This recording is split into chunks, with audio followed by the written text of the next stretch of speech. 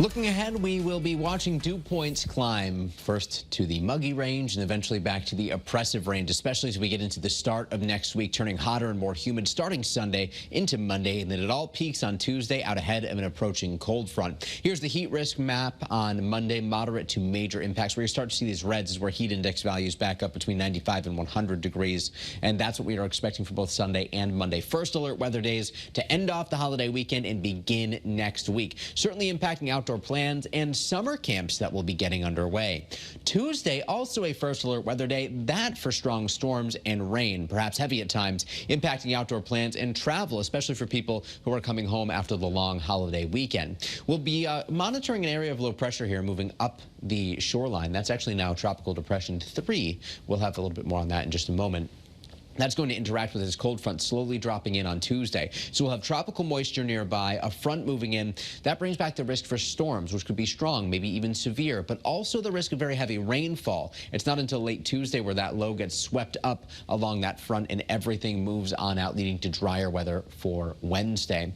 High pressure right now moving in. Our front from yesterday well offshore. We are looking at a gorgeous evening across Connecticut. Here's our iCam view in Torrington. Really not much to talk about other than sunny skies. And we'll take you live to our iCam view in Old Saybrook right now, where we see lots of blue out there. Boats out enjoying the water. Just a stunning day across the state. Great news for the fireworks displays, too. Simsbury and New Britain going on tonight. 75 by 8 o'clock, down to 72 by 9 o'clock, 69 by 10 o'clock. And as we dip into the upper 60s, you may just want to have an extra layer nearby. Temperatures, especially in the hill towns, will be dropping even more quickly. And we end tonight in the 50s for many communities. So it's going to be cool, clear, and comfortable. Open up the windows, turn off the AC. High pressure starts to move offshore, shifting our wind to be more southwesterly, and that's what's going to bring back that return to muggier and eventually more humid days. But we stay dry through the duration of the holiday weekend, which is great news. We're forecasting temperatures tomorrow to be back in the mid and upper 80s for many towns,